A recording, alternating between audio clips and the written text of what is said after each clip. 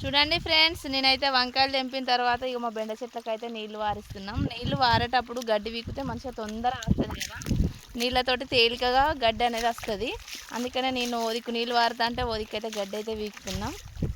చూస్తున్నారా, ఇక బెండ తోట అయితే ఈసారి అయితే ఏం మంచిగా లేదండి. 3 సార్లు పెట్టిన గింజలు అయినా కానీ సరిగ్గా ఉట్టలేదు. ఇదైతే కొంచెం బాధాకరమైన విషయమే. ఇగో ఈ విధంగా అండి మీకు చూపిస్తా గడ్డి ఎలా తీయడం అనేది. కొంతమంది గడ్డి తీయడం కూడా తెలియదు. ఇగో ఇట్లా ఇదైతే ఇక నీళ్ళ మీద తొందరగా వస్తానట్టు. ఇందాక కొద్దిసేపు నీళ్ళు వారకుంటే పీకితే తొందర రాలే, అంత మట్టి వచ్చింది. ఇదైతే ఇప్పుడు నీళ్ళ మీద వస్తుంది, ఏర్లకు కూడా మట్టి రాకుండా మంచిగా ఉంటుంది. చూస్తున్నారా, ఇక మేమైతే వేయాలనైతే ఇక గడ్డి అయితే వీకుతానా. కొంచెం ఆల్రెడీ